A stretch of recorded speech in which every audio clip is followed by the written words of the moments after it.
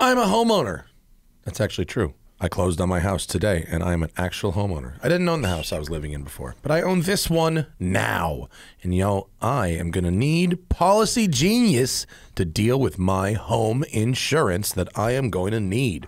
In the holiday season, money is going out. December can be one of the most expensive months of the year, not to mention the busiest. So if you're looking for a fast way to put some money back into your pocket, why not reshop your home and auto insurance rates with Policy Genius? I'm not going to be reshopping, but I'm going to be shopping my rates with Policy Genius. They combine a cutting-edge insurance marketplace with help from licensed experts to save their home and auto customers an average of $1,000 a year.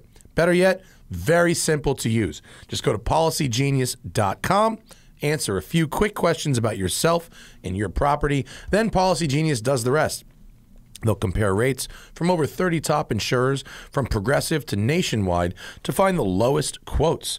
Their licensed experts will look at all the ways to maximize your savings, including bundling home and auto policies. And if Policy Genius finds a better rate than what you're currently paying, they'll get you switched for free. That kind of service has earned Policy Genius a 5-star rating across over 1,600 reviews on Trustpilot and Google. So if you're feeling the pinch during the holiday season, find out how much you could save on home and auto insurance at policygenius.com. They've saved their home and auto insurance customers an average of $1,000 a year by reshopping, and think of what you could do with that savings. Policy Genius, when it comes to insurance, it's nice to get it right. We are also brought to you by Innova Electronics, you guys. Check engine lights. They're the worst. You don't know what they mean, and they're not giving you any help, right? Some people cover up the engine light. They ignore it, dismiss it as an unsolved mystery, put some gaffer tape on that piece. With Innova, you can easily identify the problem and the solution, like having a personal mechanic in your pocket. Step 1, just scan it. Identifying the problem is easy. Connect the Innova OBD2 diagnostic tool, and using features like hotkeys and the patented all-in-one display, scan your vehicle's onboard computers to detect for any malfunctions. Step 2, you verify it by pairing your tool with Innova's all-new Repair Solutions 2 mobile app. You'll have free access to over 60 million fix solutions that are verified for accuracy by ASE-certified technicians. And then you fix. It doesn't stop there, folks. Repair Solutions 2 is the complete solution. In the app, you'll find troubleshooting information and even be able to order the right parts for the job. And if you still have questions, Innova's USA-based customer support team is always available to help 6 days a week from 6 a.m. to 6 p.m. Innova tools speak your car's language so you don't have to. You can buy it at all major automotive retailers, or you can get 20% off if you go to Innova.com, INNOVA.com, Innova.com, code TST. That gets you 20% discount and free shipping off your order. At Innova, you can find the problem, fix the problem at Innova.com. Code TST at checkout for 20% off your order and free shipping. Lastly, we're brought to you by Off the Record. Off the Record is the one-stop shop to get those points off of your record. Whether you've got points from a previous conviction or a new ticket, be it small or big, you are going to want to get those points off of your record, because I'll tell you why. It's more than just that fine. They kind of make you want to think that you could just plead guilty and move on with your life. But then the insurance companies got you. The legal systems got you, and you are going to be paying for it for years. This is all a legal fundraising scheme to extract money from you, the commuter, right? Don't buy into the system. Get Off the Record in your pocket. Either download the mobile app and use code TST10, or go to offtherecord.com/TST. Off the Record will quickly and efficiently arrange to set up. They'll set you up with a local qualified attorney who will fight that traffic ticket, and with a 97% chance of success, get those points off of your record, saving you potentially thousands of dollars over the next several years. I keep Off the Record app in my pocket, and I know when I get pulled over, if I get pulled over, it's not going to be a problem. Off the Record is going to handle it. So download the Off the Record app for iOS and Android. Use code TST10 within the app, or offtherecord.com/TST on the web. Get 10% off all legal services through 2023. If you sign up now, the discount is still good later. So sign up now, get it in your pocket, and you'll have that discount ready for if you need it. And if you listen to this show, odds are you will. offtherecord.com/TST.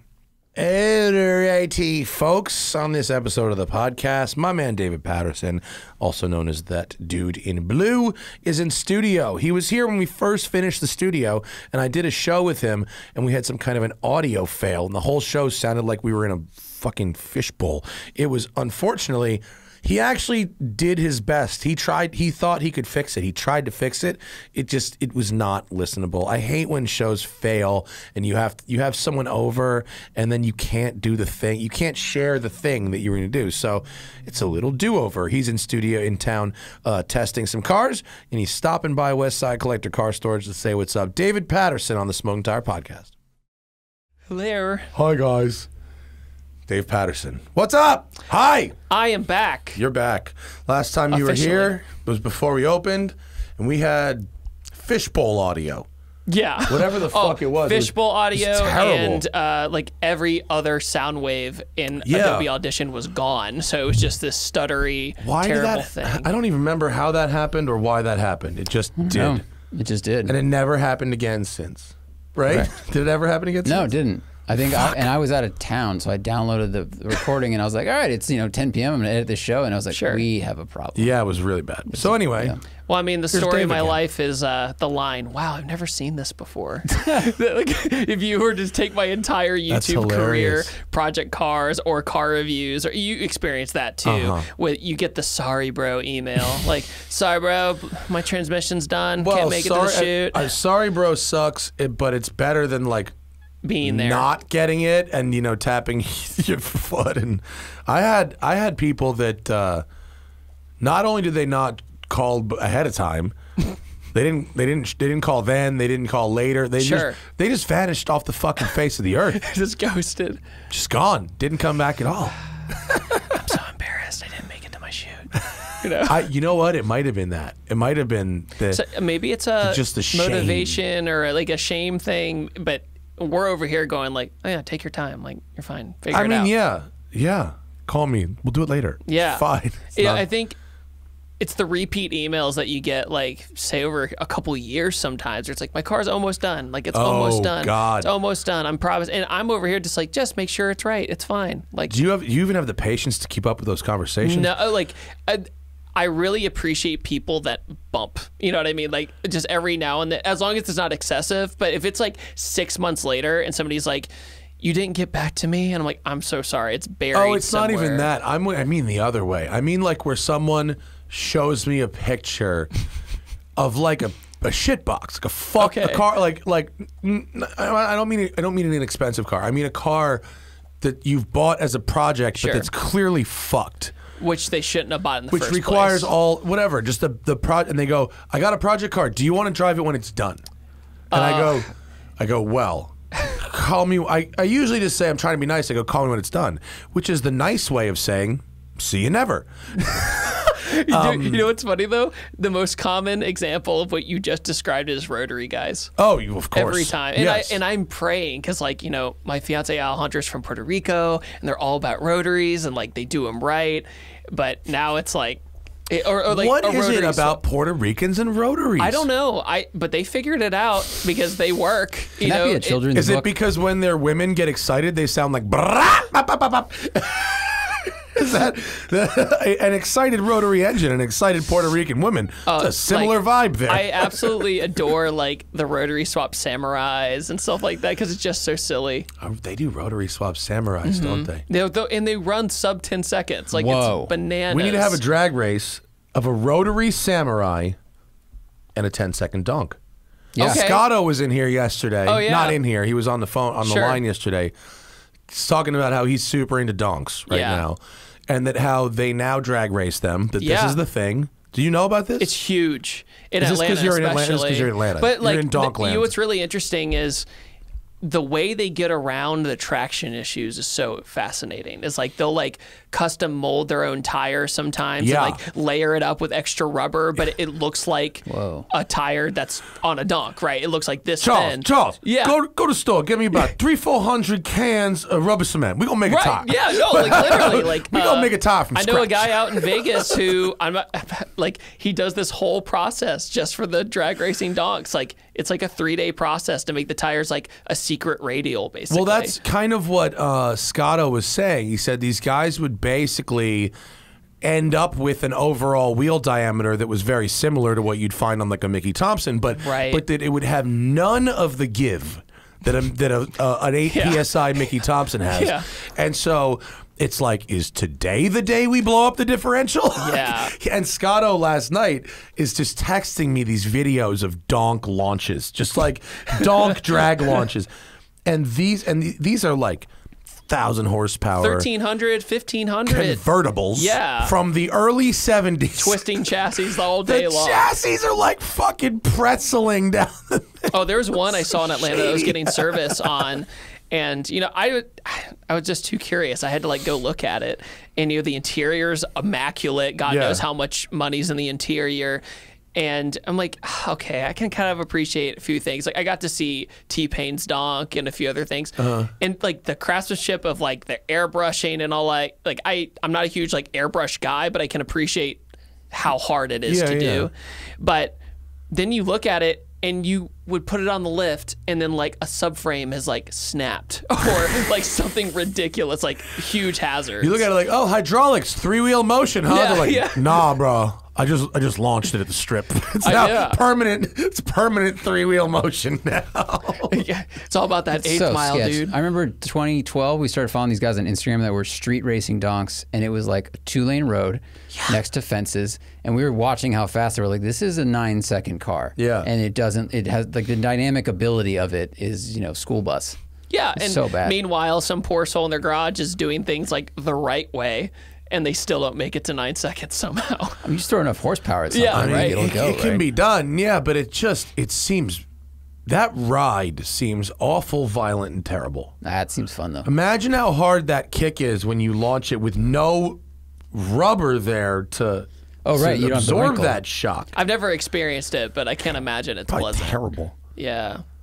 I mean, if you just pull up just the video of it, it is so much more aggressive than a traditional drag car launch. Yeah. I feel like everything could be shaking or like just trying to hold on for dear life. Big Rim Donk Racing USA on Instagram. This is what we're talking about here. We're gonna find. He's gonna find the clip. Look at that motor Holy setup. Shit! That Look thing. at that. Look at that Cutlass. Is the rear wheel actually on fire, or what's happening in that image there? Yeah, that's actually on fire, huh? I mean, it's real crazy. These I wonder things. how much these cars weigh. The top weigh. comment looked like he wants some smoke. I bet you that this thing's got to weigh 4,500 pounds. Oh, it has to be a boat, especially the wheel weight. Twin turbo LS based. That's fucking sick. You see a lot of them in Atlanta with the Hellcat motors in them. Oh, really? Mm-hmm. Wow. Well, that's interesting that they're choosing Hellcat motors. Or what's it called? The Elephant? Elephant, yeah. I'm guessing that's just because they just got a lot of room in the engine bay, probably, right, to work with. Yeah. Is there not a single fucking good quality launch video on this? Jet lag. Jet lag is the name of this. #1. That's a great name for a truck. Ooh. Oh, boy. Copyright. Yeah, no, we're going to get DMCA'd in this bitch. So that was a donk versus, oh my God. We're watching donk drag racing videos, and they just look, is this a donk versus a McLaren 720? It's like a promo video. Oh, I'm trying to find just like a good launch, but they get out of the hole right there in the middle, area. maybe. I mean, it really seems like they just break themselves right here. God, look at the wheels. Look how many people are on the fucking line.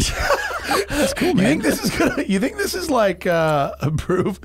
Look at the first comment on this one. Boy, the way that bitch running. That back tire and a brake shit ain't safe. I love the poetry. Fly done circle the wagon on y'all silly ass out of town. Whoa! That shit's sweeter than the map on the dashboard back in the days. Tourist. Yo, like that comment. I love it. if you're listening, it's like a yellow convertible versus a green something, and the launch of the yellow car, it puts what 5-6 car lengths on the thing right out of the dig, and it's fucking gone. These are not slow. Does it lift wheels? Does it lift the front wheels? Let's see. And here's they're using the tree. They're not using hand signals. Oh wow, no, he's gone. He just hooks. The yellow car's just got the hook. It looks like they're racing 16th mile. The green one, looked like it was back halving for a second. I think that's quarter. I think that is quarter. Dude, that's a really fast car. Yeah.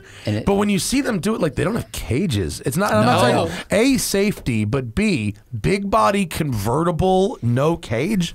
Do you think they have like a full ladder frame, like subframe connection kind of thing? I don't know. Gotta, right? Well, that was the clever thing Scott was talking about. That when they were racing at the strip, they were just running like heads up. Yeah. And so I think they probably told the timing tower like, oh, you don't need to time us. We're just whoever wins. Like, okay. We're just playing. And then after a while, someone finally turned the timer on and went, well, you guys are running 9s. Like you don't have a cage or a roof or whatever. Like you can't do this. You're running too fast. Yeah. But for a while, they just ran it at the strip to give you without being reference. noticed. That I think if you run a 12-second quarter mile at an NHRA, it's like.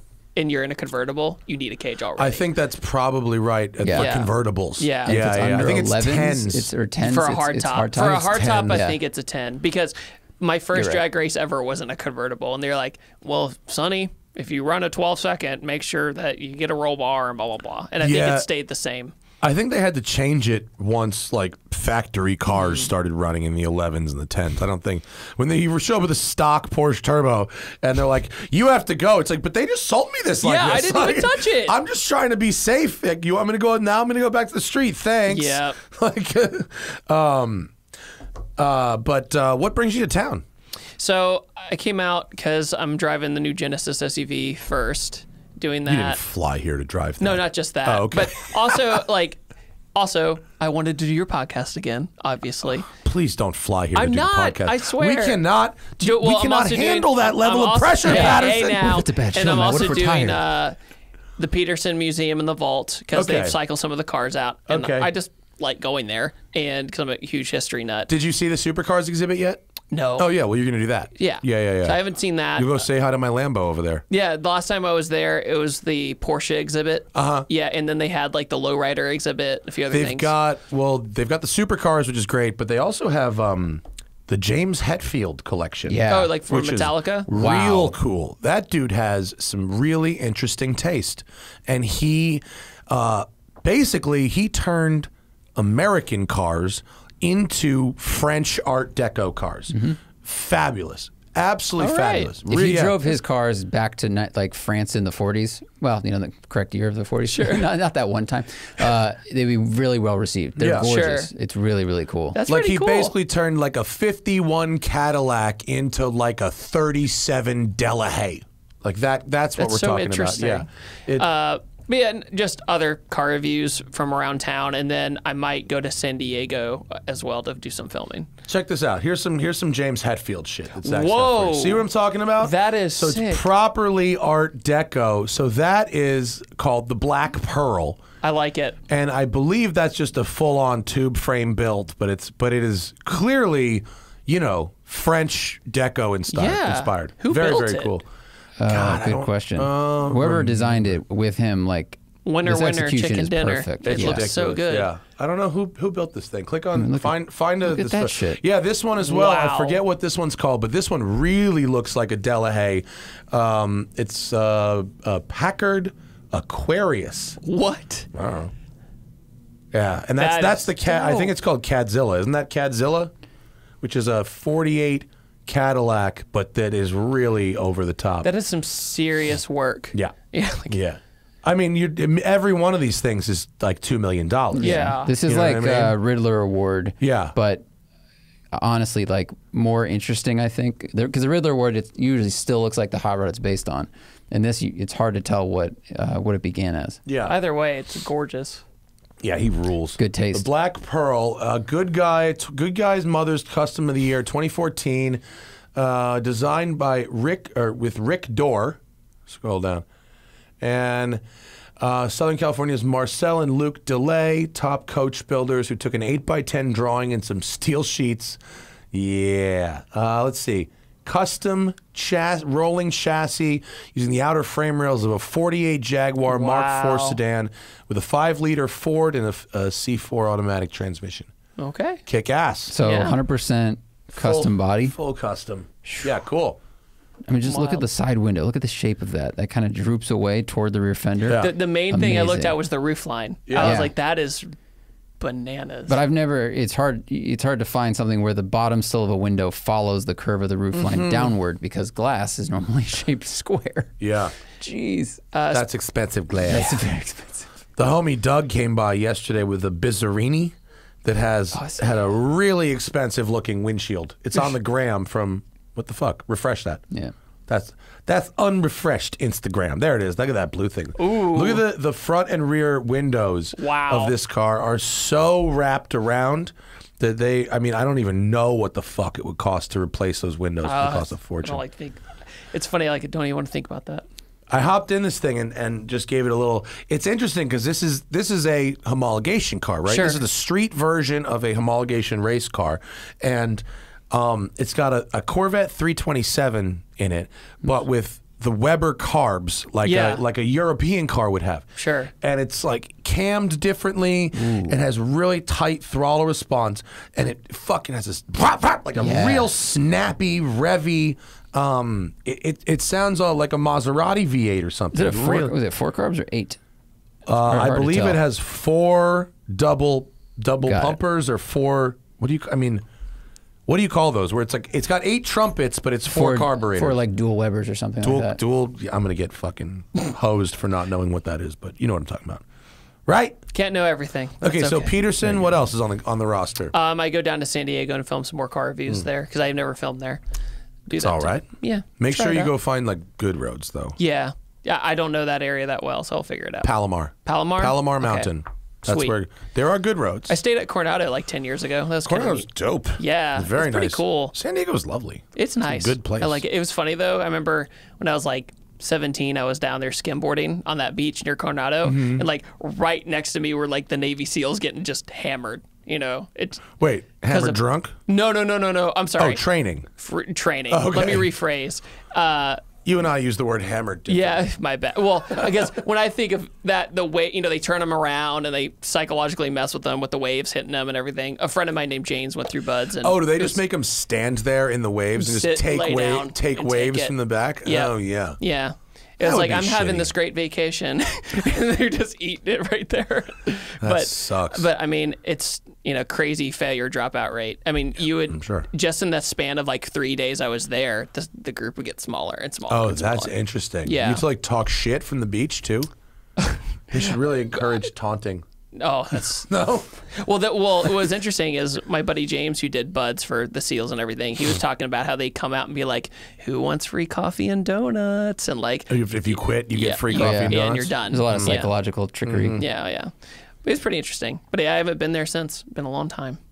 Fuck those people. Just kidding. Free coffee and donuts for quitting. They're fucking mean. Fuck not you, making drill an sergeant. Inspirational movie about that guy. I saw G.I. Jane. I know how this shit works. They're very mean. Listen to Jocko Willing's podcast. He's like, the tricks they play. Yeah. Oh, yeah. Like, it's good. That guy is like, I couldn't imagine like trying to work out with that guy. I'd die. Yeah. I've heard of that guy. That's the guy who the guy wrote the book about fucking training with him. Isn't that him I'm talking about? I mean, he's a former Navy SEAL instructor and Navy SEAL.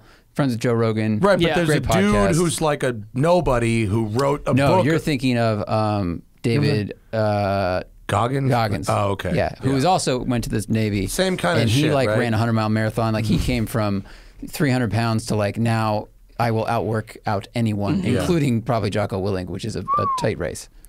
Got it. These are the things I learned on flights. What are you driving in San Diego? Might drive some of TJ stuff. Oh, yeah. Right. Do all those.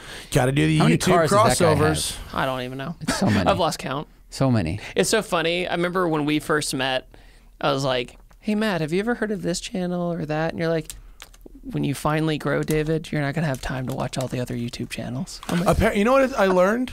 That's just me. Other people watch. Do you not watch other people's videos anymore? You know what's funny? If I do watch YouTube, it's not automotive. Yeah. I watch other stuff that like interests me that I can't post about, or wouldn't post about. It's like history videos and movie videos because I went to film school and did all that, and so I'm still into movies and TV and film. But like as soon as I like post anything about movies or anything on Twitter, they're like, "Where's the car stuff?" Yeah. Don't care. Yeah, I either shoot myself in the foot every single day by talking about things that aren't cars, or I set a precedent a long time ago that you can't have a one-track fucking thing. I understand. People are better at the internet than me. You and totally. You, Doug, a bunch of other people, they fucking keep it on that track and they keep the people happy, and I get it, but I just fuck it. I can't do it. I still I don't know. There's like this other side of YouTube a lot of people don't think about if they're a viewer is like you still like want to have a life. You know what I mean? Like, that's different from what you do every day. That's why it's bad when your channel is your name. Yeah. That's when you end up with a fucking problem because now your life is the thing. Yeah. I mean, like, I give like daily vloggers, man. I don't know how. I don't. Young and energetic, and there's money in it. Eventually, no, I do get the motivation because when I first started, I uploaded every day, like just to get out there. But then eventually, I realized that my content was better if I took breaks. Right. And so that's why I was like, but here's the question: really think about it. Did YouTube reward that or not? They did, but I think the tide is finally turning. They did, and now they want you to make content at that volume at this quality. Yeah. Yeah. I mean. You can't beat a volume-based algorithmic system. No. I mean, you can never beat it. It's like sprinting on a treadmill at 10 tenths, like forever. And for an audience that absorbs free content and a medium that pays you in volume, nothing is ever enough. No. There's only more. See, like the work ethic and stuff I always get. It's more so like the mental stress, like eventually. It's not work ethic. Yeah. If you make, if you can make multiple videos per week that are of a reasonable quality and sell advertising and run your website keep doing and travel in order to make those videos and do the merch store and do all the other little bullshit, there's your work ethic is not in question. It's not a matter of work ethic at all. It's a matter of like literally how much can your fucking mind and body take? Right. And if you're 21 and all you have to do to make a video is a little bit of this, and that gets you a video, you probably have the energy to do that every day. Right. And maybe you don't really see that as being work so much, and you don't, but when you have to go out somewhere and like make a thing, a car, it requires a minimum amount of time investment. Right. And if the output is supposed to be daily, it's tough. Dude, I mean, we have a hard enough time sometimes with 2 shows a week on the podcast where if I have to travel to do a gig and I'm gone for a week, that means I now have to do 4 shows on the week I am here. Yep. And if I'm gone a week, here a week, and gone another week, that means I have to do 6 shows. So it's like, oh, wait a minute. Hold on. And I don't think, the kind of to juggle those balls and keep them flowing. It's not a matter of work ethic. I agree. It's kind of like, say, when I was planning to come out here. I knew that I needed to have a certain amount of videos pre-edited and pre-uploaded. That way you don't have to worry about it so much and you don't have to go to your hotel room early and edit a video and upload it. It's nice when you have people. Amelia was up in here and she's getting some people. And other people have figured out ways to get some people and we have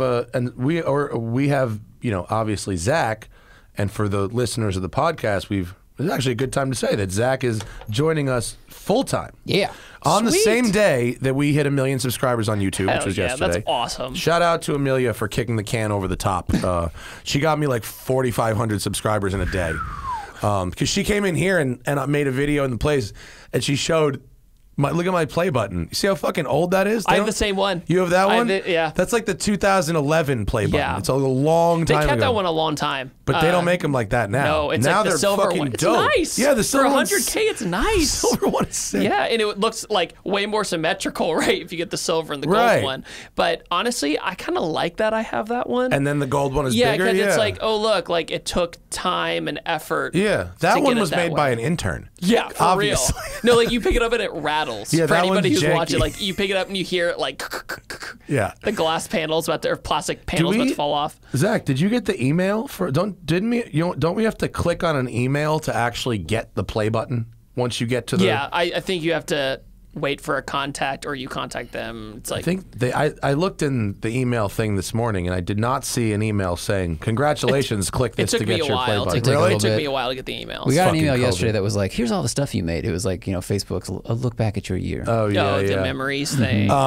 But oh fuck. Oh yeah. So Zach is actually going to be working literally on the Smoking Tire podcast full time. It's going to be his only fucking job, Zach. which is really important because another thing that you have to worry about when being a content creator is are the people that you need to help you, if you have those people, can they afford to come work for you? Yeah, that's always been my back It's of a tough my problem. mind. If it's, a very if it's tough problem. everybody's second job, and so recently, the last 6-8 months, the problem for us has been, I want to record a podcast, a guest is in town or whatever, we've got a car on a certain day, we've got an opportunity to do a thing, but Zach has another job.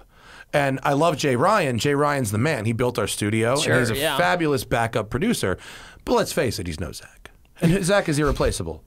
And so being able to have him here with us permanently is fucking Yeah, it's epic. amazing. I think that's awesome. Super epic. And you have somebody that's reliable who's going to come in, and you've been with the Smoking Tire for so long, so you understand all the ins and outs. So I it's trust good. zero other people. Right? Like there are no other humans that I would trust with that job. Yeah, we've been doing this since 2009. Yeah. Like you moved to LA, and I think we met like 3 months later. It was or it was not even half a year later. If you want to talk about long time ago, the first video I saw with Zach was the Stasis R8. Oh yeah.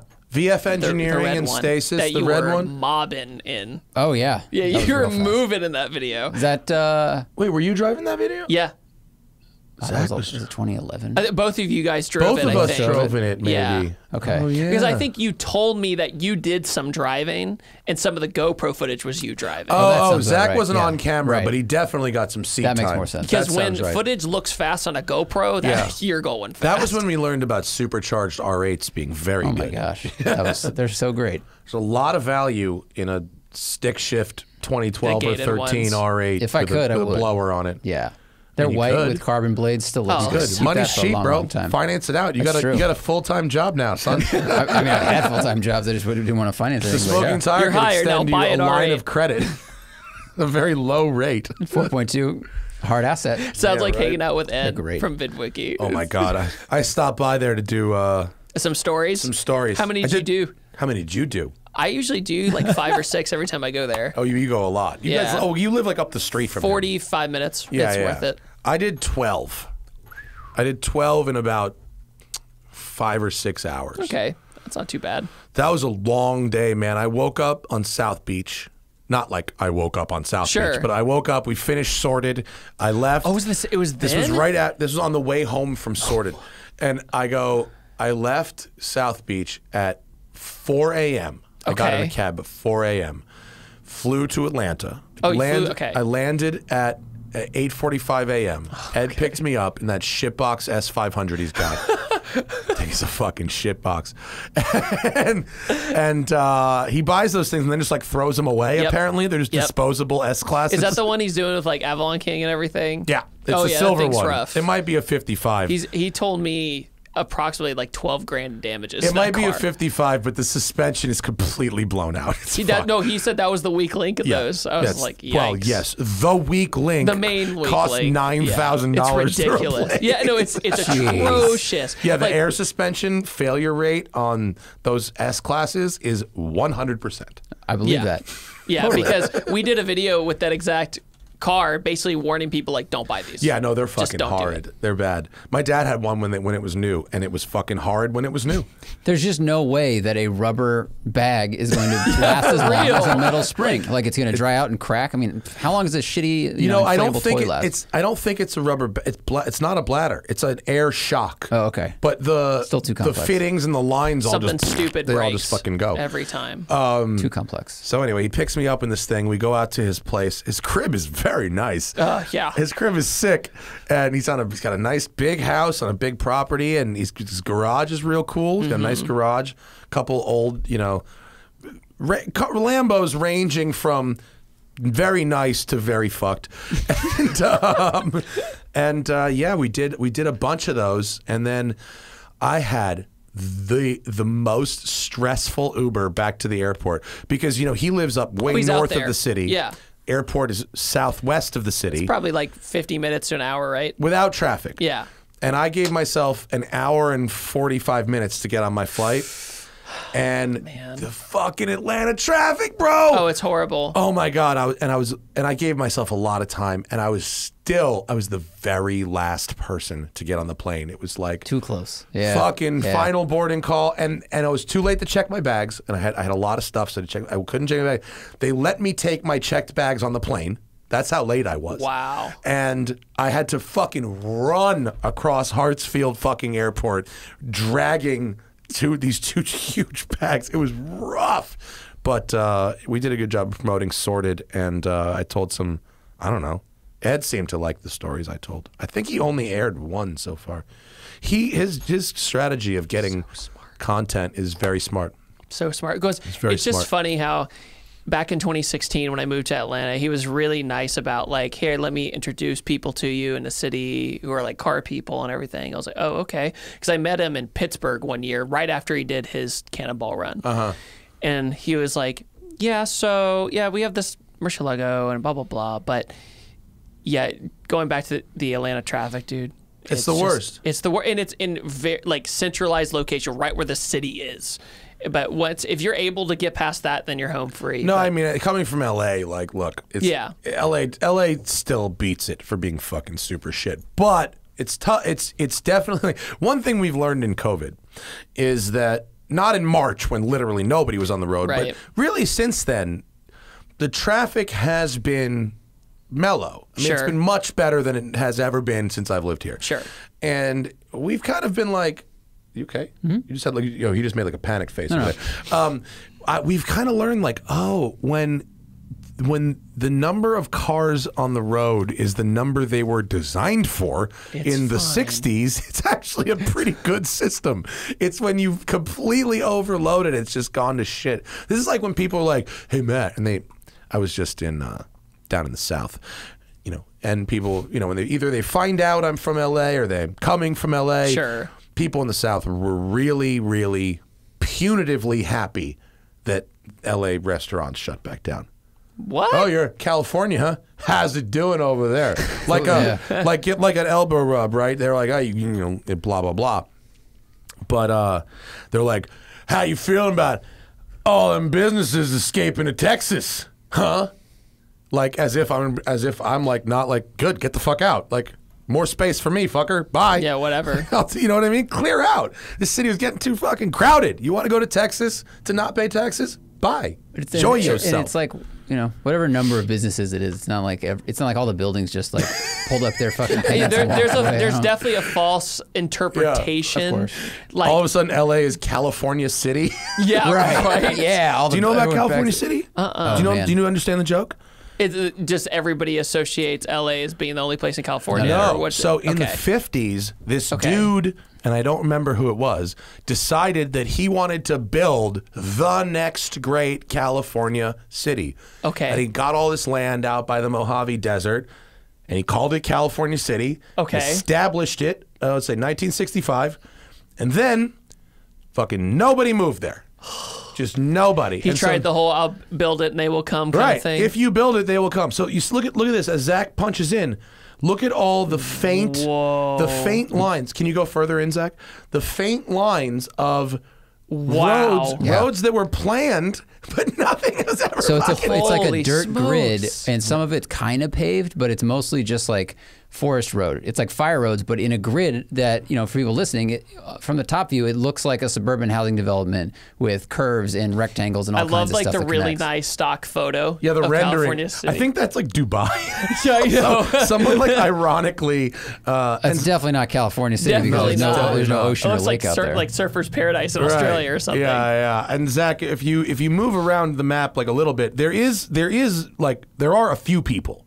There's like a main road. There's like a small shopping center, right, pretty much there. You can see some pavement. It says there's 14,000 people living there right now, but this was a planned city of a couple 100,000 to 1 million people, and just fucking nobody ever went. So, That's insane. Yeah. So if you want space, I recommend California City.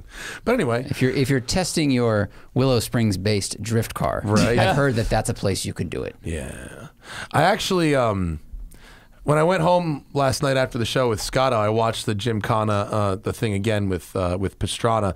I really think what seemed like really nice to him is that it seemed like he got to drift all the places like he wanted to drift when he was a kid. That's how I perceived it. Yeah. Yeah, we spent so much time talking about the 150 mile an hour jump that we forgot. Yeah, the thing, what made that special, like maybe it's a little close to home to me because I have family from Annapolis and I've walked those streets and I'm like, oh wow, like that's a really tight area to do this in, or like there's no way you could ever get away with that, and so it's just kind of neat because Pastrana was always kind of this East Coast hero to everybody in the extreme sports world because he still lived in Maryland, but yeah, seeing him do all those cool spots and all the little like Maryland Easter eggs they put in there, like the crab fishing and they have a shot of a crab and you're just like, why is from the inside of the restaurant. Seafood restaurant looking out. That's a good shot. My uncle, before he passed away, worked for a company called Phillips Seafood. And you'll see him like airports, stuff like that. But yeah, he was like the CEO of that place, and it was all about seafood. That's all they did. But yeah, that's just a part of their culture. But yeah, Pastrana Land and all that, it's pretty cool. It suited Gymkhana, I think. I think it did as well.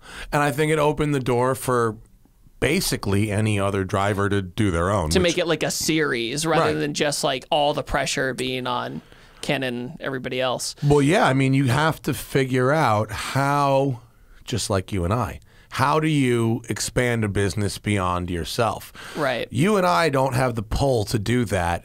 And even if Ken only did 1 or 2 or 3 Gymkhana films, he probably couldn't do that. But once you make 10 and they go, okay, this is now like a thing.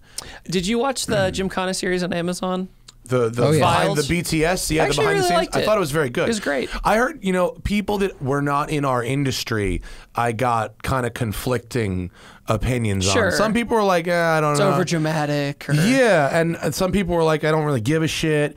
But as someone who's in the industry, I found it to be very, very interesting. We get it. I mean, like the Cosworth, especially that episode where they're in the Firestone factory. Just blow up. Dude, like motor blows up, the wheel spark thing isn't working. They run into a pillar. They have to redo the body work. I'm just like, dude, I feel for you. If you like the Gymkhana content, I think you'd really like the series. And if you work in production also, then you'll really like it because you feel it way too much. Because it's shot literally like a movie. It is. It's just way inside baseball. I think because I watched it with Hannah and she didn't really get it, but she doesn't really give a shit about production. I think if you do, then you think it's the coolest thing ever. Yeah, I think so too. Because I asked a few people outside of the industry too, and they're like, "Yeah, I guess it was cool." Yeah. Like, you got to be us. You got to be kind of like a car nerdy kind of. But in the same way that like, someone else who does what we do, like Yuri and Jacob, or one of these guys, like.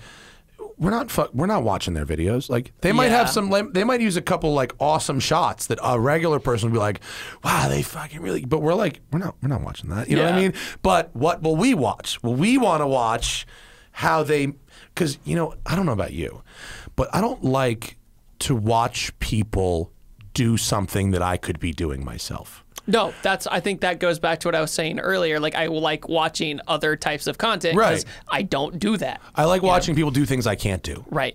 And so, but if I'm watching someone do something that I feel like I could do, but maybe not at that level, I do find it interesting. Yeah, because it's just like, okay, I can at least understand their process and everything. Maybe I won't do it, but at least I understand how it all works. Yeah, and it makes it a little more relatable when you go, okay, these are imperfect humans and imperfect machines behind all this kind of stuff. Exactly, because I think a lot of people, from the outside perspective, for say Gymkhana, they go, oh yeah, it's this guy doing donuts and whatever, and they move on with their day. But they don't think about the permits and the permission and trying to keep cameramen safe on the side of cliffs. And like, especially the China one, they put on YouTube. They didn't put it on Amazon. They did a Climbkhana.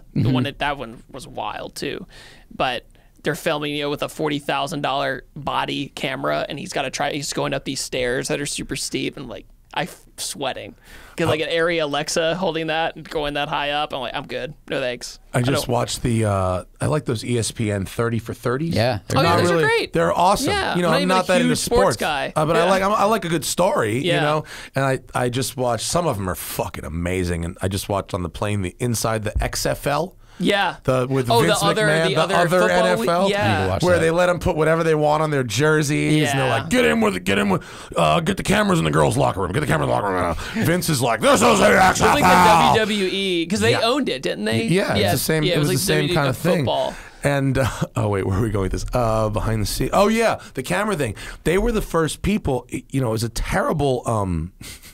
Most of what they did was just dog shit. Sure. But they were the first people to use the Skycam, which is now the standard. Yeah. They were the first people to mic up players during the game. It's now the standard.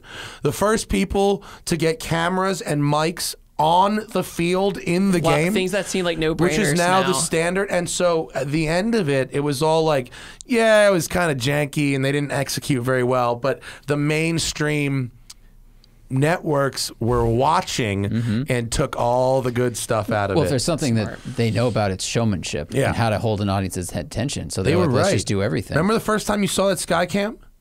No, I didn't watch the XFL. Well, the first time I saw it was not XFL. The first time I saw it was at a fucking Eagles game, actually. Now that I think about it, in hindsight, the Eagles game that I was at was the opening of Lincoln Financial Field, their stadium. Sure. I happened to just get tickets because I was in college then. It was like a thing that we all did. And it was the year after the XFL went under. Oh, okay. And I didn't even see it on TV. I was at the stadium and I saw the fucking camera. And I was like, what the fuck is that?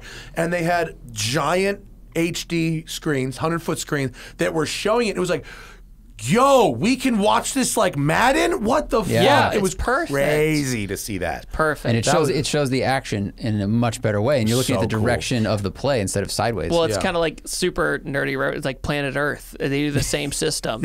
Where my favorite story from that is they were trying to get like this bird mating ritual shot from the trees one time. And it only happens like every 3 years or something, right? I love what they do. And guess what? They missed it. So they just left the cable system in the trees, and then they came back like a few years later and just did it again. Oh my God! Got it. Like the dedication of like nature photographers. Can you imagine that you're out there that long and you have to go back and tell your boss like we missed the shot? Yeah. Like, did it happen? Like, yes. Well, it's like the guy, like the guy who hid in a box for like a month trying to get a shot of like a Siberian tiger. Excuse me. Really? Just did it work? sitting there. It worked, but it was literally a shot of a tiger walking by, and that was it. That's at the not end of the day. Is that worth it? They were smart with Planet Earth 2, where they had remote control sensor cameras. That seems a little more obvious. They tried to get like snow leopards, which are super rare, right? But they put this camera down that had a laser on it, and they just trigger. It's like the game cameras they use on Alone or for hunting, and it just gets triggered. It was really smart. I was like, why didn't you just think of this before? But and that's so funny because 7-Eleven has had doors that open automatically for fucking 30 years. And you couldn't just hook a camera to that same circuit. But how do you clean the lens if it's out there for a long, long time? That's a good question. I don't know one of about those things that spins constantly. Self-cleaning. Maybe probably squirt water on it. Some tiny motor that just or like a mouse you train really well and it just squeak, squeak, squeak. Or maybe like a reel-to-reel of cellophane. Yeah. Oh, that's a good call. I thought about this crappy little, like tear-offs, stupid little windshield wiper. Yeah. Like an ongoing and a never-ending tear-off. Well, like the high-end shit in movies, like the camera arm cameras, they have lens covers that spin at like 1,000 RPM. Oh. So if water or dirt touches it just immediately... it's not even there. It just disappears. Oh, that's cool. That makes a lot of sense. Crazy. Yeah, that works.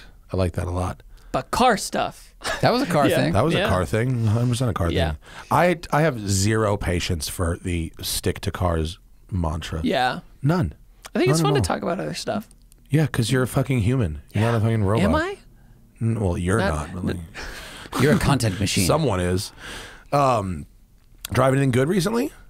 That you want to go over? Relive? Fast donk? I wouldn't say.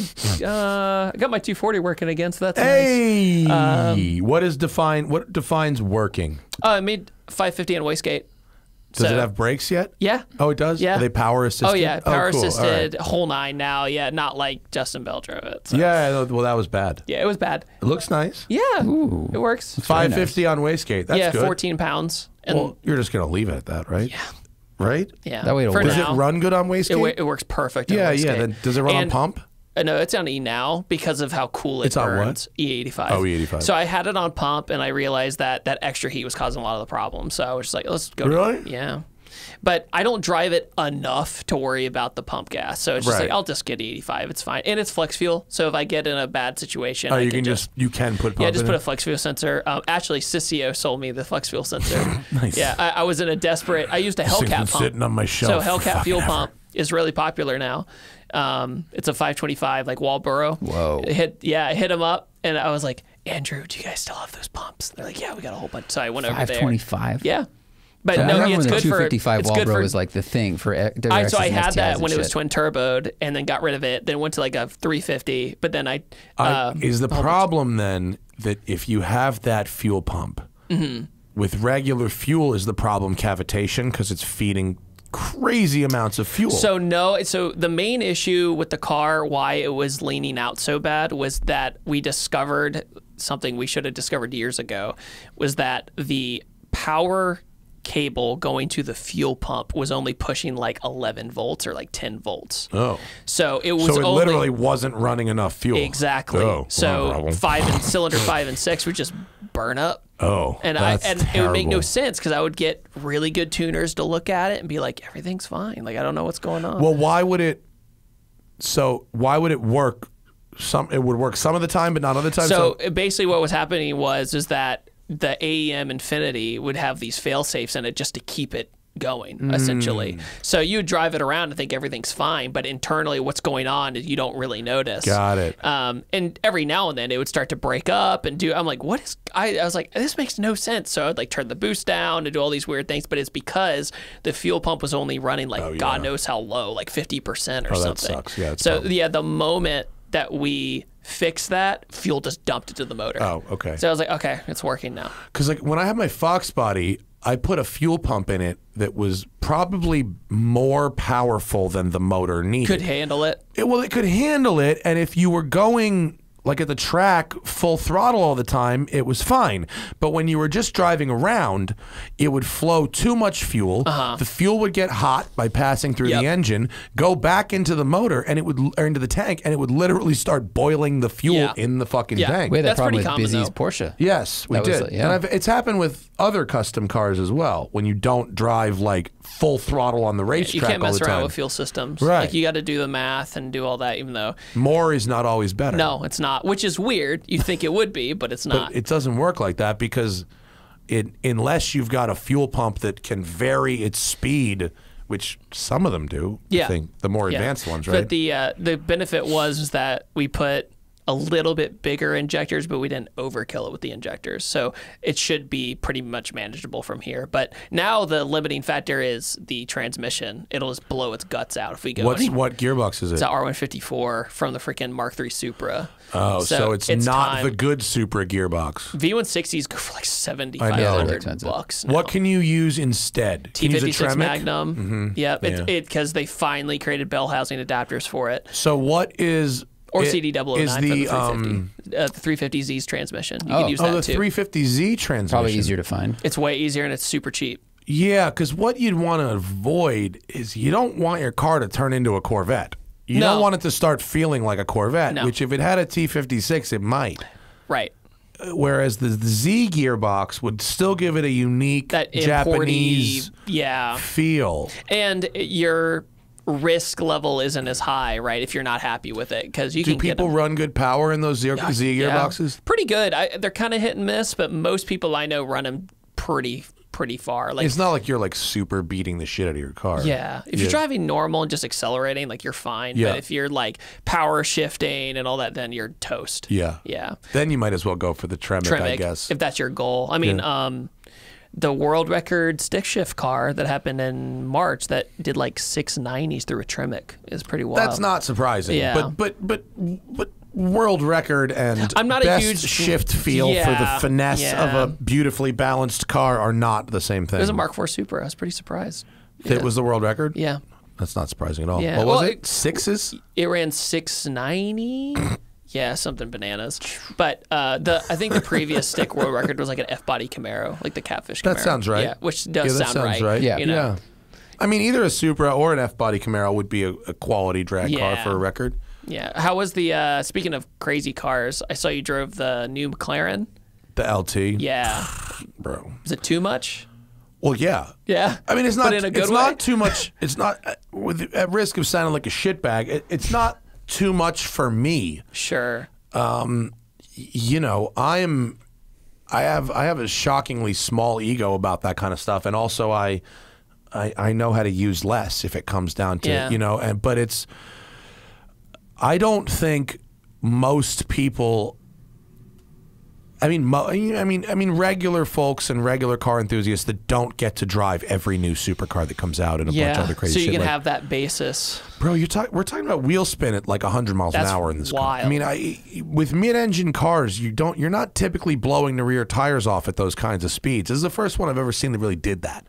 And even the 720 is a pretty crazy car. So the 720 is insane. Yeah. Already insane. And so you've started with insane, narrowed the focus to only insane, and leaned into it. And so what you end up with is the first modern supercar I've driven that actually doesn't like to be driven at low speeds very well. Right. It's real vibraty and clunky at low speeds. It's like not great.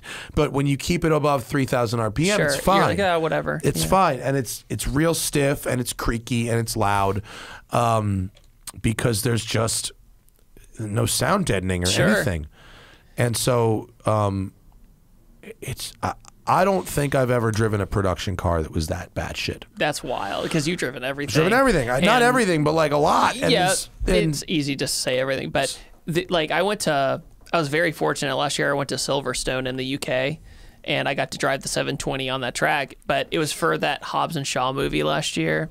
What? For Fast and Furious. I mean, I know the movie, but how did you get to drive a McLaren on the track for Hobbs and Shaw? And how they were promoting Hobbs and Shaw. They brought me over to promote the movie, and I got to tour McLaren and do it. It was awesome. Cool. I got to see Senna's F1 cars. Amazing and all that. Facility, right? Oh, I was having a great old time. Like they could use that factory for an X-Men movie as like the villain. No, they did. Yeah. What do they use the MTC as? I just saw it in a film. They use it for a lot of stuff. No, the Hobbs and Shaw villain was his base, was the McLaren building. That and hang on. So we did that, but what I'm getting to is talking about crazy cars is we go to Silverstone and it's me and like Amelia, but then like anybody else there had like never driven anything fast. You know, we're talking like I went up to people, they're all like journalists for Collider with like big movie magazines. Oh boy. So naturally I turned into like a dad and I was like, have you ever driven anything fast? And they're like, oh no, I haven't. I'm like, what do you drive, a Prius or a Camry or whatever? I'm like, there's nothing wrong with that, but like, I'm kind of nervous. Yeah. Like, Silverstone's a fast track, right? Yeah, it's fast. The Formula One circuit. Yeah, you'll go $150, $160 if you're a noob. You know what I mean? Like, so going on the main straight and everything, thankfully that was my first time driving the 720 and it has all those nannies in it, but I'm just so glad it wasn't one of those things where like you just go out without an instructor or anything. But everybody was fine, but it still made me go, they sell cars this fast now. I say that every time I drive one of those. It's just insane. They sell cars faster than that now. When I had a regular 720 comfort spec Spider at a track day at Auto Club Speedway, which is a NASCAR track. And I am not the best driver at any given track day. I was smoking fools. It was a cheat code. Yeah. I walked a GT4 Cup. I walked GT3 RSs like they were standing still. Wow. I mean, it was ridiculous. And so and also, by the way, that car, the 720, it uses a regular P0 tire, not even a Corsa, regular comfort seats.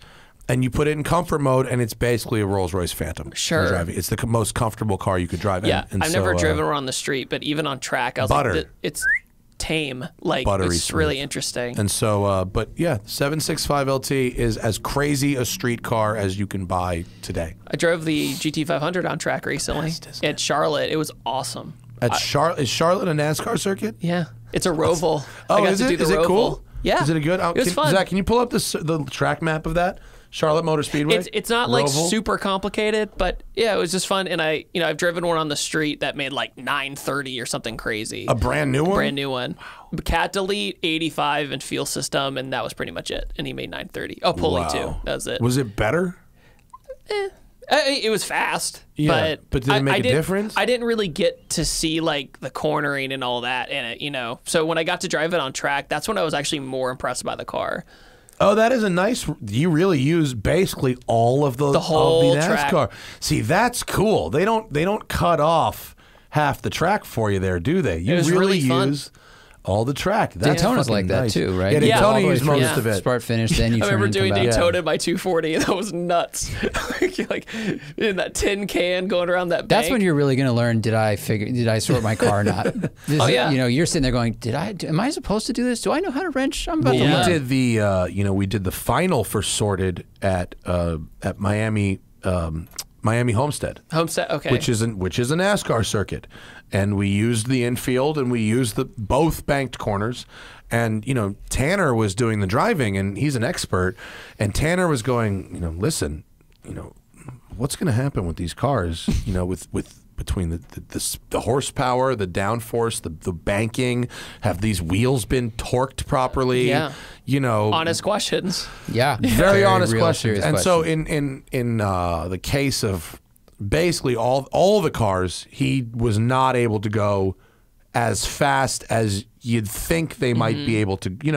If a NASCAR is going to handle 170 or 175 through that banking, these street cars, even with all the power, could probably only take it at around 120 or 125. Wow. Because of the lateral forces on street tires and stuff like that. We were doing at the GT500 experience, we were doing like 160 around the bank, and it's just like, it's just weird being in what I call it air quotes now, a Mustang, because it feels.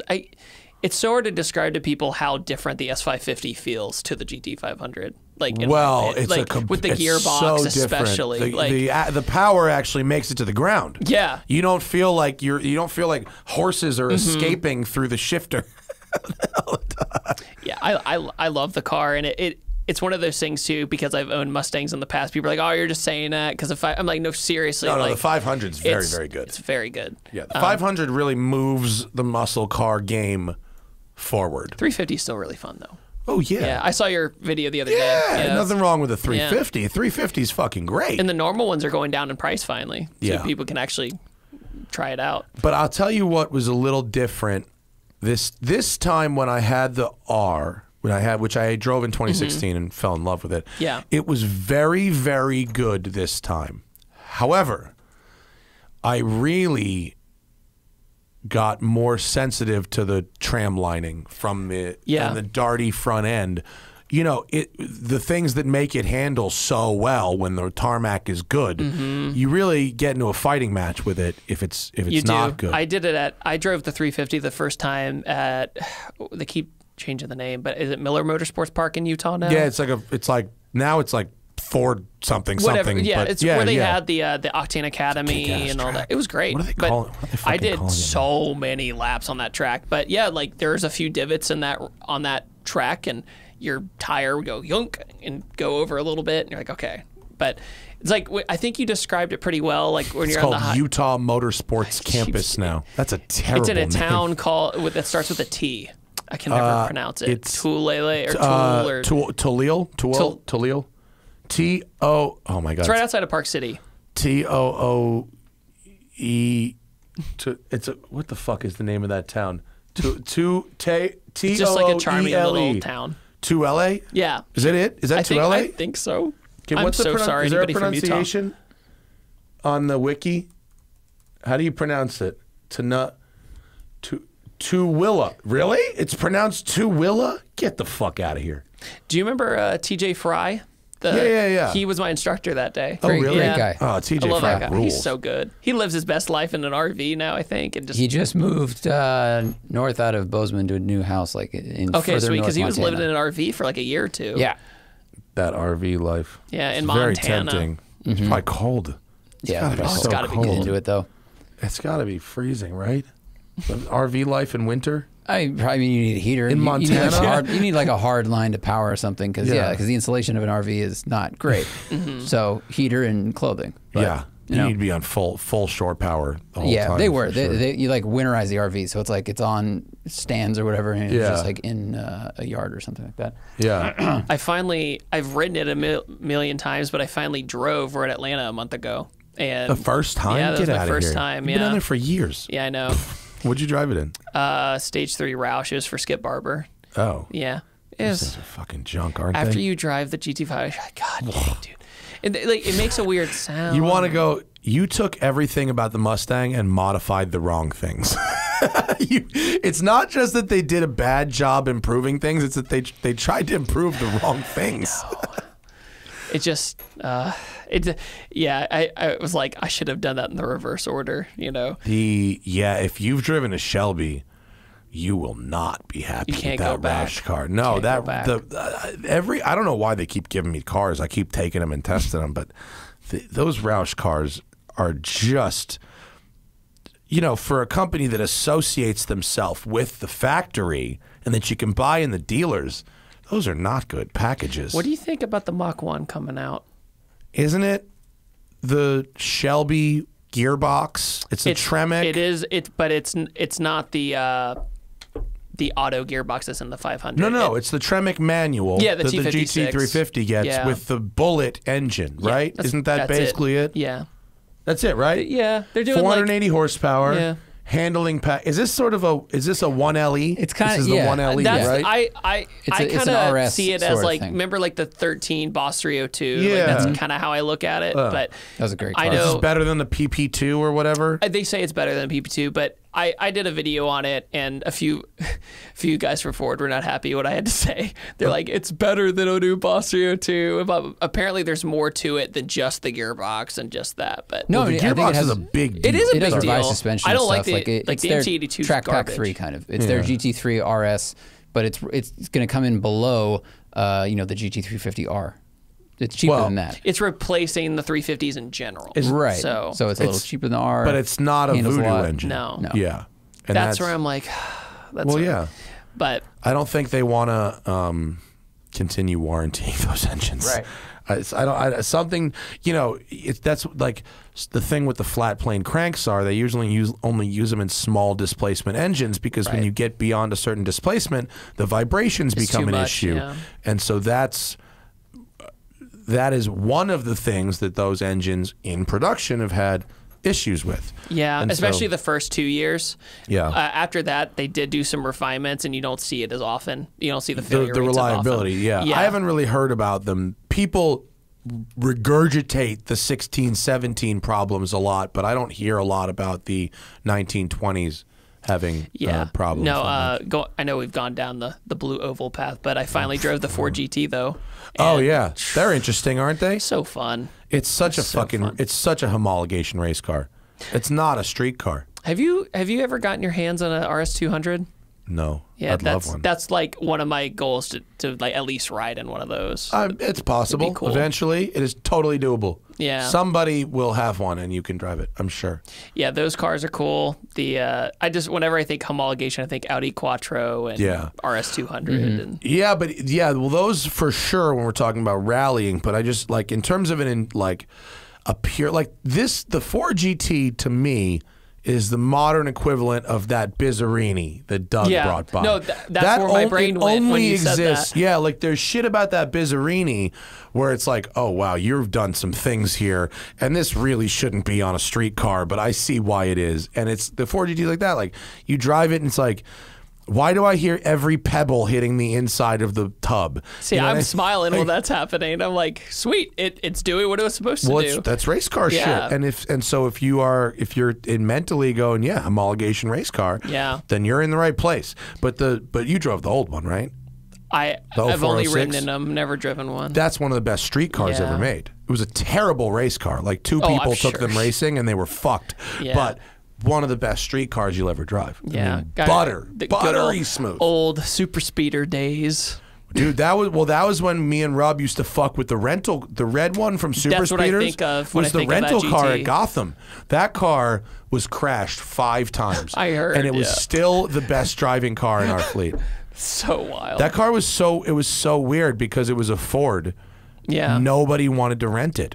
It was the best car we had in the fleet. By far. Anyone who had driven them all knew that.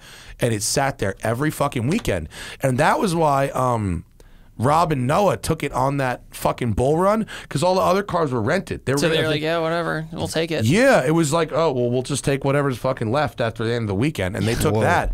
And it was the best car ever. But fucking customers, any customer that had that thing when it first started to rain would come into contact with a stationary object.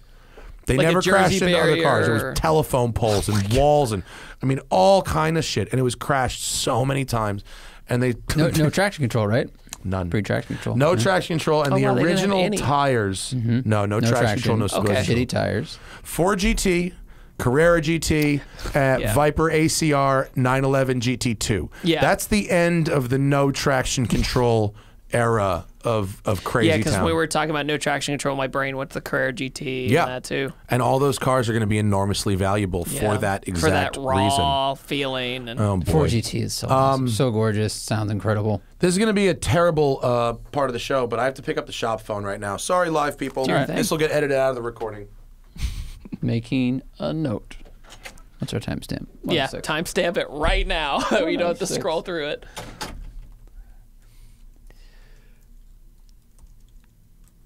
I drove a 93 Viper in January, like the first one. Holy crap. And the one with like no door handles and everything else. Like you look at it, you're like, this is a bathtub, like with a V10 in it. It's just, was it fun though? I mean, how did it feel? It was fun. What did it feel like? It was one of those things where I got to drive it, but at the same time, I was like, I see why a lot of people crash these. You know, like you're driving it and you get that little twitchiness to it every now and then. See, I'm like, oh, ooh, yay. Right.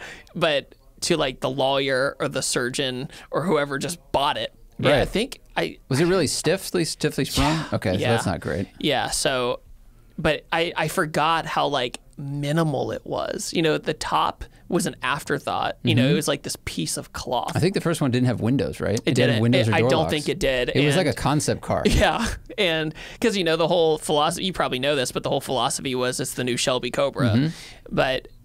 Yeah, the top was junk, and the plastics inside are like as bad as the Intrepid. You know, dude, the 90s plastics. 90s Dodge is just rough. You know, I feel for like, do you remember they made like an Intrepid RT or a Stratus RT? And I saw weird one cars parked randomly behind like a construction yard the other day. I was driving, I was like, oh shit, Dodge Stealth. What the fuck? Dodge Stealth.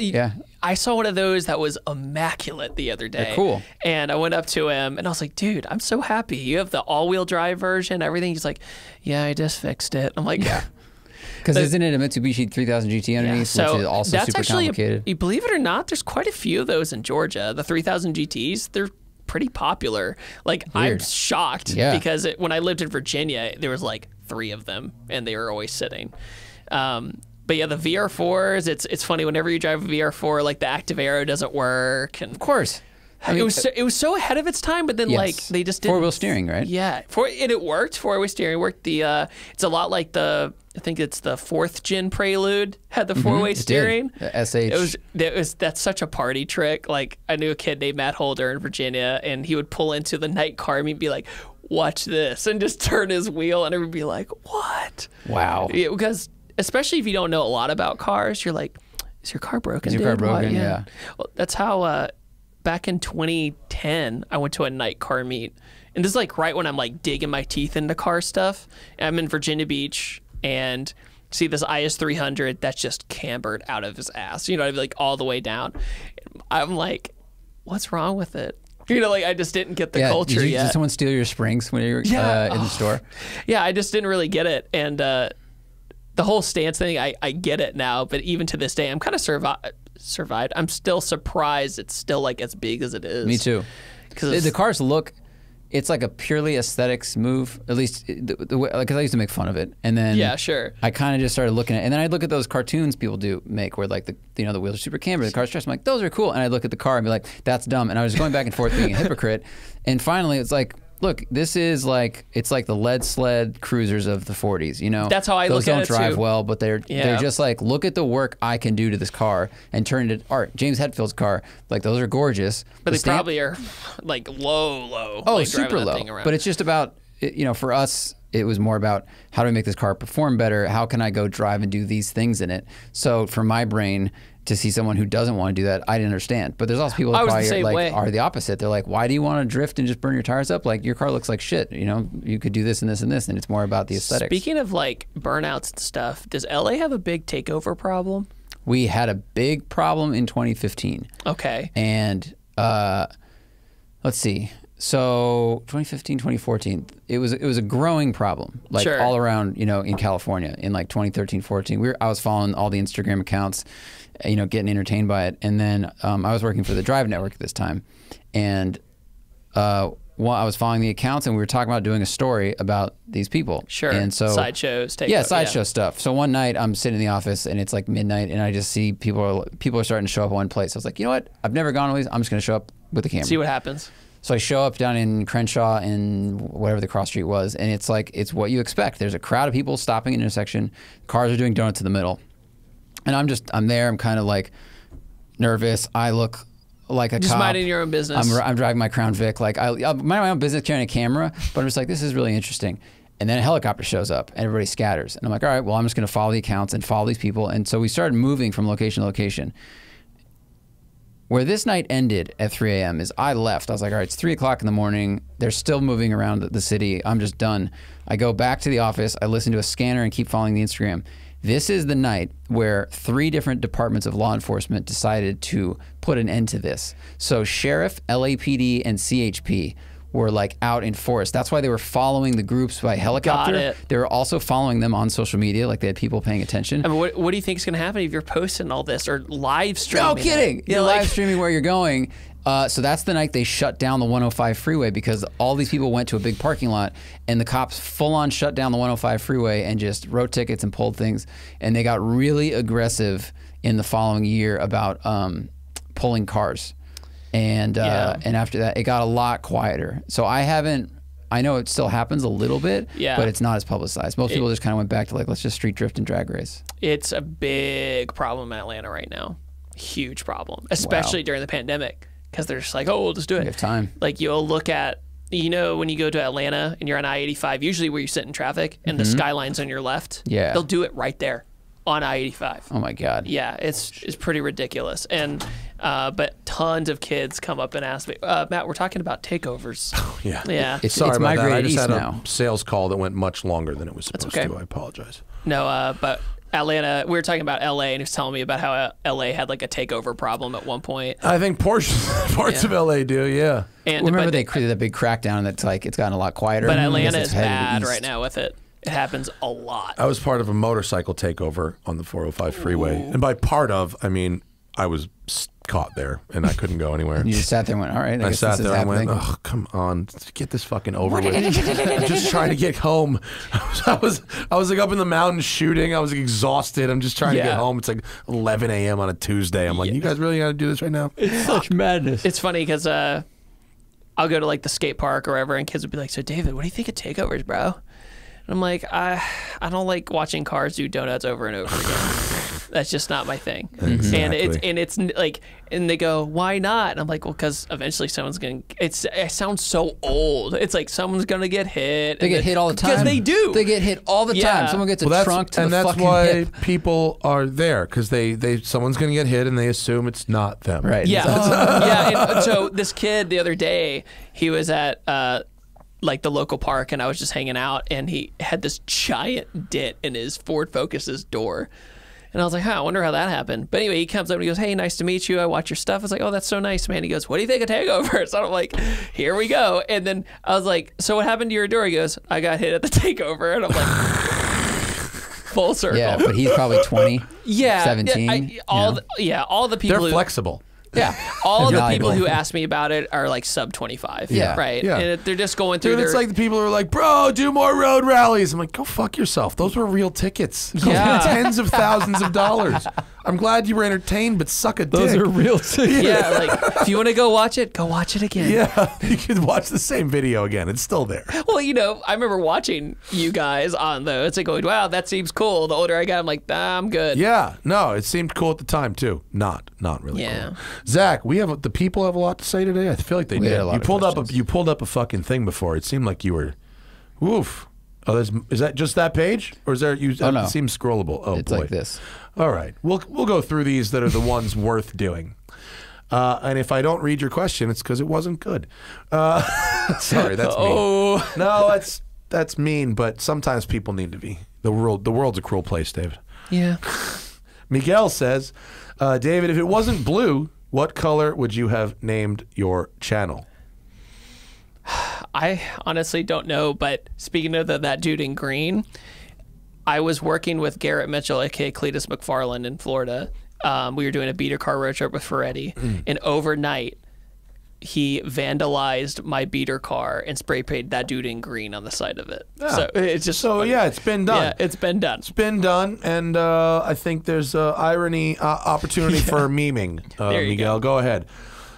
Chappie, congrats on 1 million subs. Woo! Thank you, sir. What are the vids that have surprised most on upside and disappointed most on the downside? Oh, man. I was recently very surprised to find out that 2 of my boat reviews were over 1 million views. Oh, really? That might be the most surprising. Wow. And there's definitely been times where I made a video and it did not do big numbers, but then I went back to look at it later for some reason. I mean, like months or years later, and it will be like, holy shit! It's like thing is like 800,000 views. Yeah. Like, where did that come from? Yeah. I think when we did the like the Goodfellas remake, that didn't do a lot of views. We put a lot of work into it and really liked it, and then it just kind of flopped. That was kind of the kick in the balls. I feel like that's a universal YouTube thing. It's the more passionate you are about the video, the worse it does. Well, I think one of the things that we used to do back in the day is if we had an exciting car, we didn't really feel like we had to add creativity. Right. And if we had a boring car, we would try and do something creative and interesting. And in hindsight, well, isn't that dumb? Because now we know the metal drives the views. And so if you're going to do something creative, do it with the fucking car that's going to attract more eyeballs to your channel. Don't do it with a boring car, and don't do it in a way where you use copyrighted music and it gets taken down off YouTube no matter what. Oh, man. So I would say that the most disappointing thing, was anything we really tried on. Which is well, we did a lot of stuff that we tried hard on in the early days because we were basically making TV for the internet. But that was one where like we put, it was kind of weird. We put a lot of work into it. We scripted shit. I think we shot it for more than a day. It was 2 or 3 days. Yeah, and then it just kind of like flopped and then got pulled and then it went back up, but it's still. I'd like to put that back out on Instagram or somewhere where we could get it. Is it on a hard drive somewhere? I think it probably is on a hard drive somewhere. Maybe one of those ones we have to connect FireWire to. FireWire cable? I think literally threw away when we moved out of the really? I don't know. DV camera. I don't know. It might be on the channel somewhere. I'll look for it. But if we can put that on Instagram, because we did a shot. It's literally shot for shot. Of the Goodfellas helicopter sequence. And it was awesome. It was actually very fun to make. I enjoyed doing that. Daniel Cardenas Katz. For $20,000, track car, should I get a Skyline GTST or a K-Swap E30? The best track car is one that is on the track. So if there's a K-Swapped E30 track car that you're thinking about buying, we could talk about that. But if you're saying, should I buy a car that has a powertrain in it, or should I buy another car and change the powertrain out of it? David, let me ask you something. Your Mustang versus your 240SX, which has spent more time on the track? The Mustang, obviously. Why? Because it has OEM parts. It works. At the end of the day, I mean, that car, the one you met me in, the blue Mustang, has 112,000 miles on it on a stock engine still and makes 700 horsepower. I mean, it works. What we learned making Sorted is that big power is good for showing off and television. And if you actually want to spend time on the racetrack, you want as close to stock as you can get. That's the truth. I was there for moral support, by the way. Yeah. Yeah. Michael Day says, is a 2008 Lexus ISF with 65,000 miles for $28,000 worth the money if it passes a PPI? Zach, will you just poke around Auto Tempest for a second and look for an 08 ISF? Wasn't there an update halfway through ISF production? I want to say there was. That was worthwhile because it was a massive suspension update, right? Is that the ISF with the stacked exhaust? With the ugly exhaust. Yeah. And so, sorry about that. Someone's calling me, and that went through my computer, and that's why that rang. I would try to get, that sounds like an awful lot of money, doesn't it? It's too much For an 08 money. ISF? You can find one of those for cheaper. I know you can. I haven't looked, so I don't know, but it just sounds like a lot of money. And a 65,000 miles is going to be medium low. It's not a ton of miles for a Lexus anyway. Auto Tempest says 09 Really? Well, here's an 09 ISF with 63,000 miles in California for listed for 29. And the good blue. 2012 ISF with 49,000 miles for 35. I can't believe they've held their value that much. Go down. Is there a 12? 12? What are 11s and 12s? Any more 11s and 12s? Here's a 12, 106,000 miles. I mean, look, that based on a quick Auto Tempest search, what you're looking at sounds like market price. Yeah, my bad for saying you can find one cheaper. No, I mean, most other Lexuses don't hold their value like that. Maybe you could find one cheaper if you looked, but that does seem like market price. So, okay, that's fine. 2008, yeah. High 20s. The bottom is mid 20s. Yeah, okay. Yeah, okay. Market price. And I would say, yeah, sure. I mean, these were decent cars. The powertrain is strong. Yeah, it's the 5-liter, right? It's the 5-liter V8, which is fabulous. They were well made. Didn't Freddie buy one that had 200,000 miles and he pulled it apart and it's like, shit's still clean and works? Yeah, it's like him? perfect. Did he? Maybe him or somebody else. It wasn't Freddie. But it was somebody pulled one out that was. I mean, it's like it's built to the standard you'd expect Lexus to be built for, even though it's a performance car, and it's competition in that space. Mercedes and BMW, like, which one do you want to own for a long time? They do cost less to maintain than. I mean, think about an 08 like RS4 or an 08 M3. No. Both would be nice to have, but both are going to cost you way more money in the long run than the ISF is not as good dynamically, but it's a very good GT car. Yeah, it needs softer suspension. And as for a car that has a torque converter, the ISF was the first production car to have a fully locking torque converter. So the paddle shifters, once you're out of first gear and it's locked, it actually responds not as well as a dual clutch, but better than most automatics. Okay. Scott says, hi from London. What are your opinions on the deadlines for internal combustion engine? Do you have an opinion? Is it Europe that's doing the whole deadline thing? Well, look, California has already made some too. statement that they're going to outlaw new internal combustion engine sales by 2035. I think they're full of shit. I think they wanted a headline. I think so too.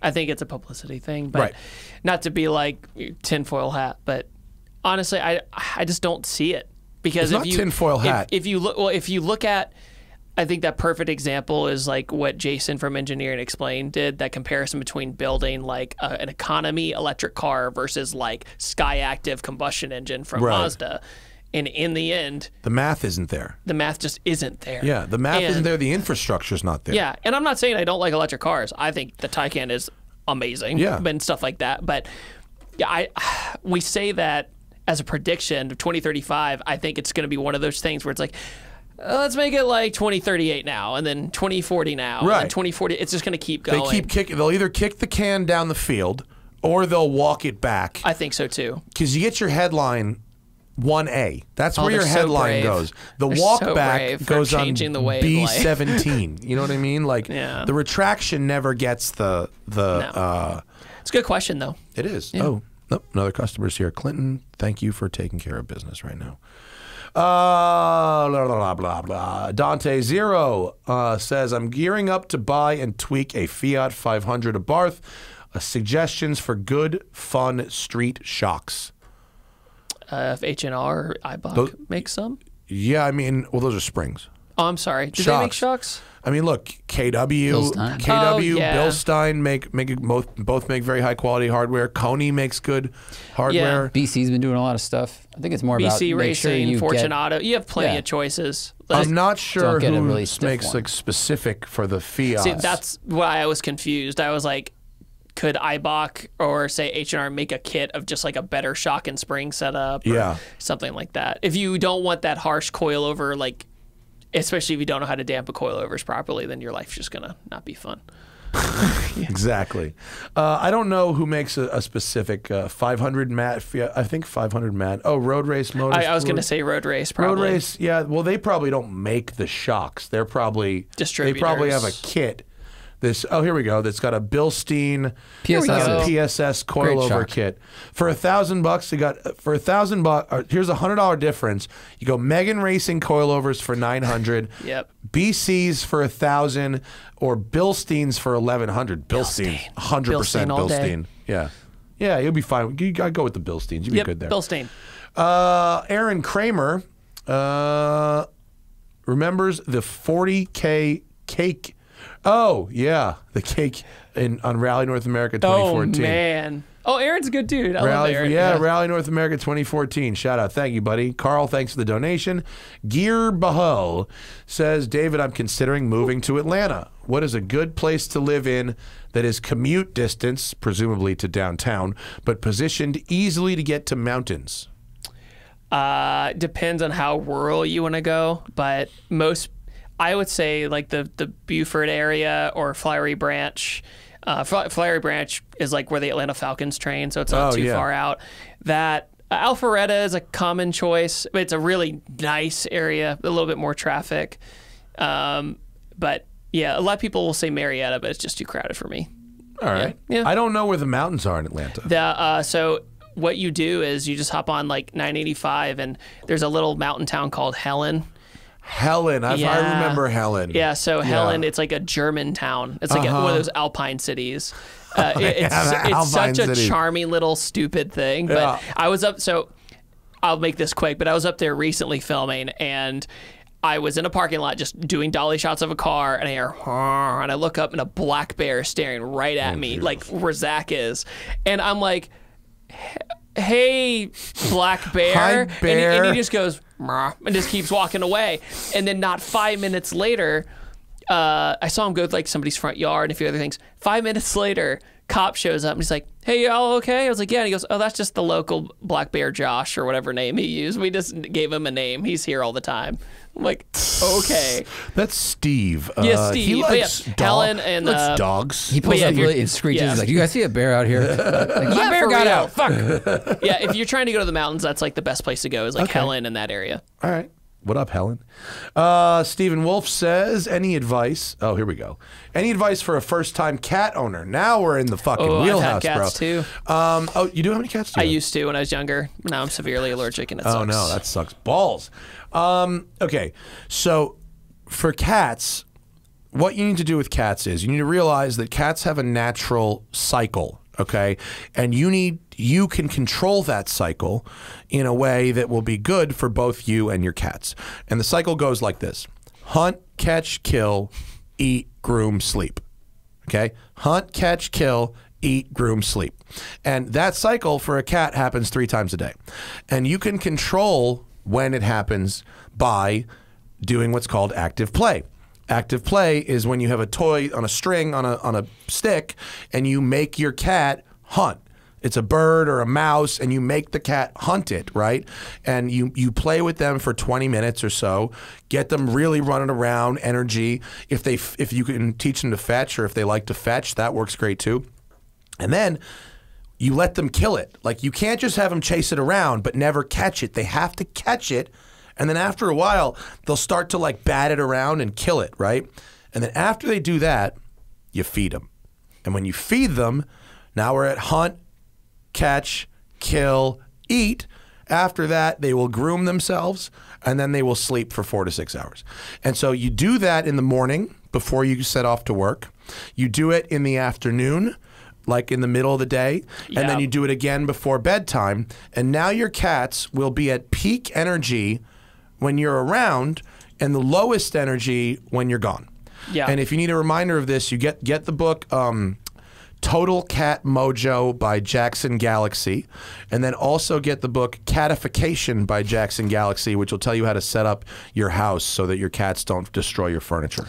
I'm not saying cats are low maintenance, but they're definitely lower maintenance than dogs. For sure, they are, but they're not no maintenance. No, and if you I get think people a cat, take that way a lot, and they turn into dicks because of that. Right, a cat's like a cat reflects the owner. 100%. And if the owner is not chill and doesn't put the effort in to making the cat happy and comfortable, then the cat is going to be a fucking nightmare. Just lashes out. Yeah, I have 4 cats, and they get along. They sleep when I need them to sleep. They're up when I want them to be up. Yep. They eat when we want them to eat, and they don't fucking destroy my furniture. Exactly. So that's what I recommend. Anyway, thanks for asking about cats.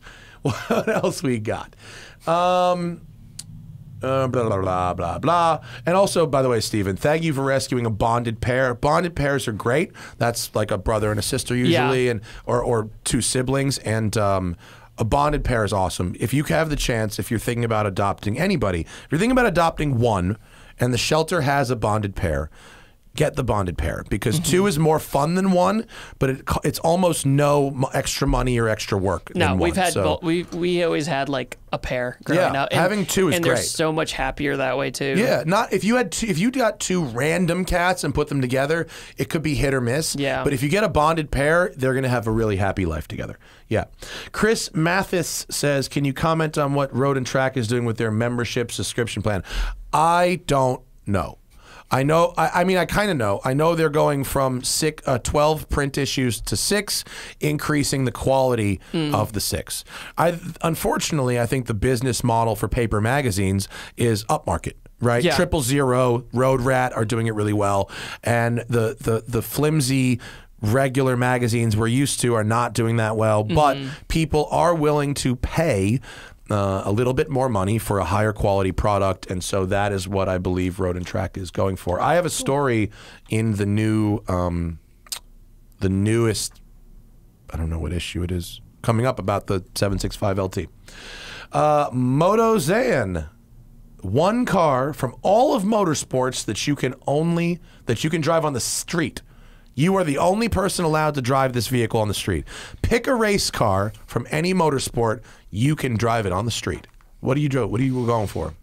It might go back to what we talked about earlier, like either like Audi Quattro or something with a lot of character and personality, rather than just some gutted car. You know, a rally car would be a good place to start. Yeah, because fun 0 to 60s, right, and like light to light stuff. It'd probably be the most comfortably riding too. Probably, because the shot, yeah. Because I was thinking about Le Mans 4 GT. I was like, nah, no. Like over time, a modern race car is not what you want. No, like could you imagine driving like a prototype on the street? That'd be what awful. you could do though back in the day, because you could like buy a Daytona Ferrari and then drive it. That counts. Well, so I was going to say, I was going to take it back to like the late 60s where it would be, a Ferrari 250 GTO, where the race car, that wouldn't be late 60s, that'd be middle 60s, but where the race car is actually still kind of streetable. Yeah. Yeah, where you're really just getting a much better version of the street car and not some crazy thing that's like undrivable on the street. I think I would Daytona coupe it.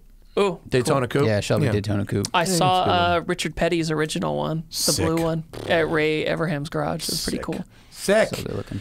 Last question. Then we're going to get the fuck out of here.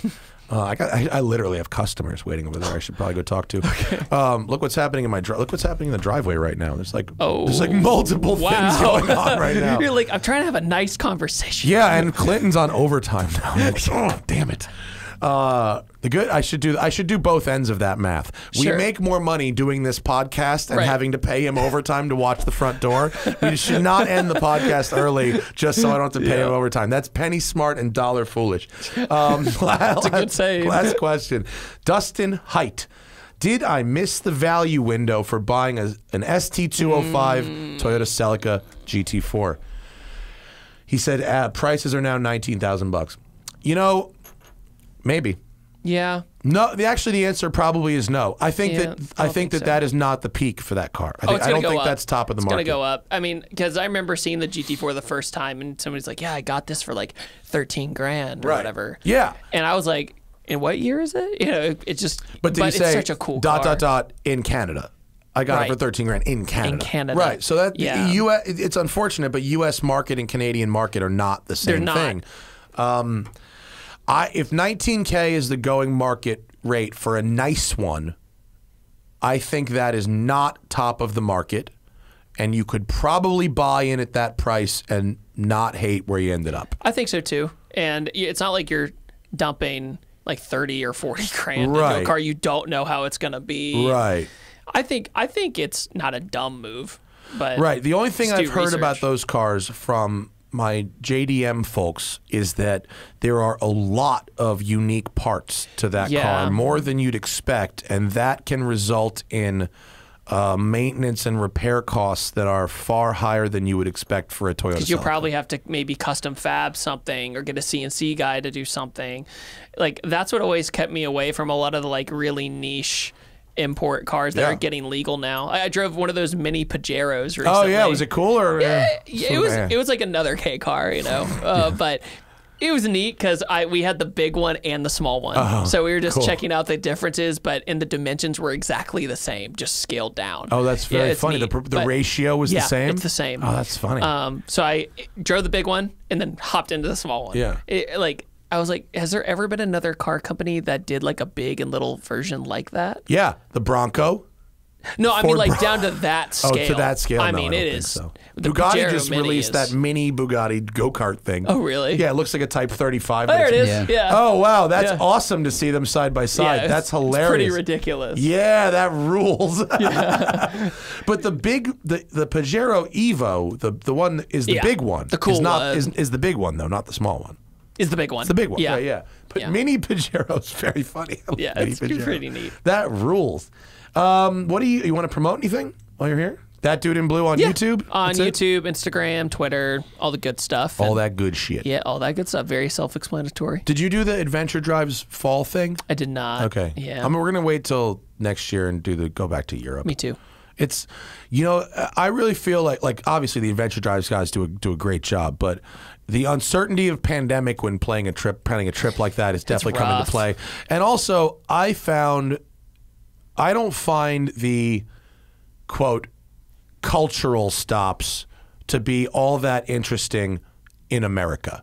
Right. Like, I don't mind road tripping America. And the national parks over the summer was dope. But, like, what I really liked in Europe when we did it 2 years ago, or maybe even 3 at this point. We did one in 17. It was 3 years ago. Wow. Yeah. Was the cultural stops I really liked. Yeah, like the castles and Hitler's summer home. Yeah, the Eagle's Nest and like all that. Hannah won't shut up about Hitler's fucking summer home.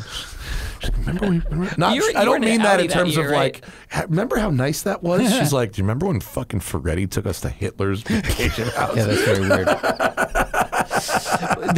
That place has so much cool history though, because I don't mean like it's cool. I'm saying as in when the Marines went there, they just looted the whole place and said like, screw you, dude, we're taking all your stuff. And put up a tetherball pole. Yeah. There's a fucking tetherball pole up there that the army put up there. That's funny. Yeah. Like, it's pretty G. I mean, if ignore Hitler for a minute. Yeah.